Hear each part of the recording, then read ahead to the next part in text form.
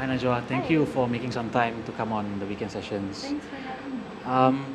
Okay, let's start off with your experience at Berkeley. Yeah. Maybe if you could share us, some stories from there. What Some did what stories. you did? What you What I did? did. Yeah. Okay, well, when I was in Berkeley, I majored in contemporary writing and production. I didn't want to choose performance because I felt like I wouldn't say that was something that I was so good at already, but I felt like I wanted to learn something that I didn't really know much about.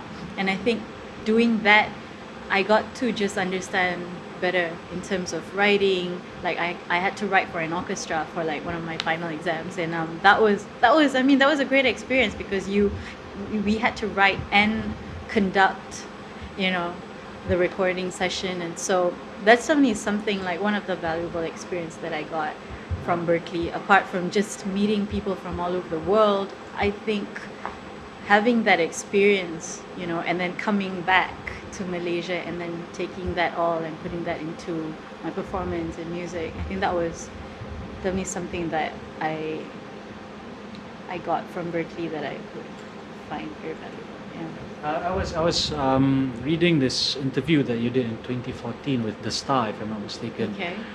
They said that how Berkeley changed how you view your own work. Right. Can you just share that story a little bit? How from the R&B kind Yeah. of empowerment to Yeah. a bit more subtle. Right. Maybe if you could explain that a little bit. How did well?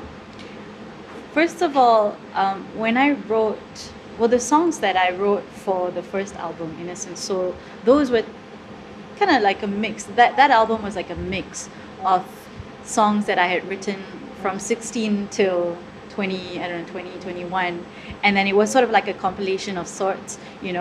And then I was very much into Jill Scott and Erykah Badu, so I guess in a way that kind of came out a little bit, maybe not entirely in the album, but definitely one of the influences for Innocent Soul. And then there I was like, and then all like, okay, R&B, neo soul, yeah, And then I came to Berkeley, and I was like, well, first of all the musicians there are like, forget about it. I'm like, I'm nobody.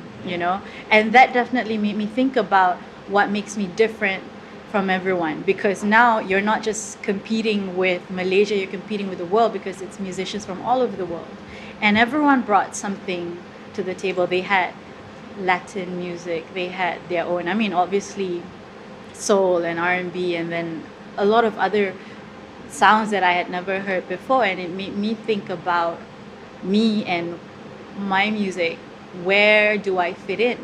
And Streamer Sing was kind of an experiment, because I had a project where I needed to kind of do like an electronic piece, and everyone was like, okay, I'm gonna write my own song, I'm gonna do this. And I was thinking, well, what can I bring that is not, that's still kind of R&B, but includes something that is me, you know? And Streamer Sing is a song that I grew up listening to that, because a lot of I'm from Johor, so a lot of the things that, like events, they always play that song, like Ghazal will always play Streamer Sing. And it wasn't even like, I didn't even have to think about it. It just came. And one day I was just sitting and I was like, you know what, this could be an interesting fusion, I guess. And that kind of set the tone when I started working on the EP Aurora, because I was working with Harsha, my producer, who's from Indonesia. Yeah. So he already had his flavor. And, from that, I gave him, the song, and I said, let's try something out. Like, what would be cool, And he said, okay, well, let's try this. And later on, we're like, let's work on an EP together. And that sort of, in a way, shifted my sound and made me feel like, okay, maybe I don't have to be like doing all these power vocals thing. I mean, it was never really like, I never did like power ballads or anything like that, but definitely I was like thinking of that a lot, and thinking that that was it. Like, you needed to be a soprano, you needed to sing high pitch for you to be able to reach the audience. And then I realized that's probably not my thing, and definitely not reality. That's actually not true.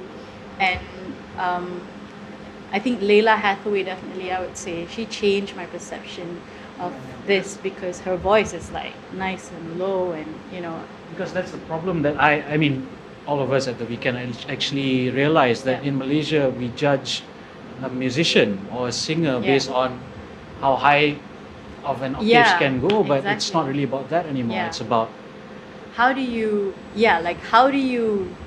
touch the audience, because sometimes I find that in music, especially with the delivery, like, you're a storyteller basically when you're singing, and what is it that you're trying to convey to the audience? What's the story? And then it might be like a really fragile thing, like the story is fragile in itself, and it doesn't require the whole belting thing, and it's enough to just kind of, I met someone, I can't remember who it was and where, but definitely what he said to me, there's a difference between saying I'm angry, and that's kind of like belting, like, I'm angry, or like, I'm angry. It actually makes a difference. And I was like, wow, you're right, and it made me think a lot about how to deliver the songs. So with this new song, with your new, with the Aurora EP, how has the reception been locally in Malaysia? I think it's been pretty good. I think I've reached like a different crowd. I think with the first album, there was a perception that I was, like, she's jazz. That means she plays only corporate gigs and dinner shows, and and jazz clubs and things like that. So people like those who were into like the electronic scene and things like that, I think most of them had that perception of me. And then now when I came out with Aurora, I got kind of like a few people coming up to me, and they were like, I didn't know you were doing like electronic music. And not that it's really electronic, but it does have that sound, and I think it kind of reached to the younger crowd more, because it definitely, in a way, it's like, I wouldn't say I completely lost my old fans, but like the older fans, definitely, they didn't quite, I would say, my parents are like my biggest fans, and they would just, I know they would be very supportive regardless, but I know when I let them listen to my EP, and I like let them watch my video, they were kind of like, okay, but I guess it's one of those yang macam, ni lah kot, like apa budak-budak zaman sekarang macam tu lah kot. Whereas of course with the first album and that sound, it was something they were more familiar with. So I kind of, but I think this way it kind of helps me reach like a wider demographic, I suppose if the older generation doesn't understand, I think you're doing something right. Okay, talking about your old album and your new sound and your new EP, you've had experience in the industry and also the music scene. Two totally different things. Can you share your thoughts on the current state of the music world or the music industry in Malaysia, or music scene? I think what I've noticed is there's definitely two streams, like two worlds, because like you said, there's the music scene, the industry, and sadly they don't really coincide, like they don't really mix, and that's a shame, because partly I think is also the increase in like reality TV shows.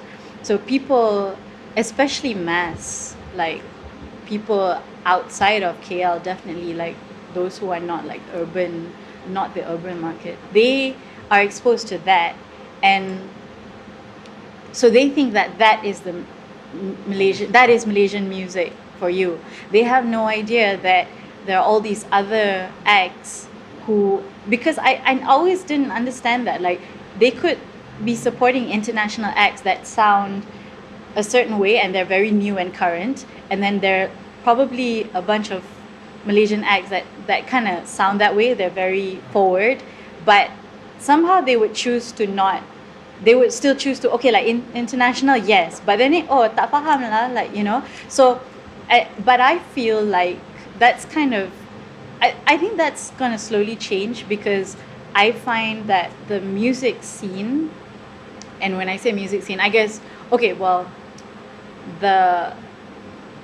like I said, there are two scenes, right? So we have like the mainstream and the ones. So this generation of music makers who are like, oh, you know, we don't have to go that route, because you see how like Yuna has made it through, like, you know, people discovering her from the internet, and then she goes to the US, and then bam, everything happens. And so it's kind of like that idea that you're able to actually make it without going through the mainstream. Right. And I'm sort of, I find, stuck in the middle. So you're like a bridging artist, though. You I- can go both ways. Well, In a- if you in a put way. it that way, that kind of sounds positive. Although I was kind of seeing it as like, yeah, I guess it has its pros and cons, because I would be in a situation where here's my music and you've heard Aurora, and then radio is not wanting to play Aurora. Oh, really? Yeah, because they don't think that it's tak boleh jalan, I guess that's the word. That's the, you know. We're talking about like the big radios, right? Yeah, the big radios. Because Of course, BFM, like all the BFM, all the other ones, they would definitely play. And then so that becomes like a challenge, because people who have heard my first album and then who have heard like Got to Go, I think that was kind of like, okay, it's like I didn't even expect that, but that happened. And then they were, like I said, they were already slowly latching onto that. And then now there's this new sound, and they were like, I'm not so sure, you know. So I think that finding that middle ground where everyone can coexist would be something that would benefit the industry, because I think instead of continuously sending people out that are, oh, because we are under Astro, so this is an Astro project, let's take the AF, or, you know. Right. I mean, why not give opportunities to these acts? Like, especially like what you guys do is something that I've always, you know, I admire that, because I find that that's the best way. You give a platform so that these, you know, these generation of musicians can showcase what Right. they're about, you know. Just final question. Okay. Your future plans. What's up your sleeves? What's up my sleeves? Well, I do have, and I don't know when this is coming out, but I do have a music video coming out. So we're gonna shoot that maybe in the next couple of weeks. I'm looking forward to that. I have, I don't know if I'm allowed to say this. Okay. Yeah, I do. Yeah, I'm planning on, yeah, apart from that, I don't know.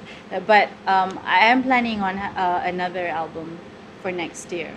And hopefully spreading my wings to, you know, maybe regional even, you know, seeing, yeah.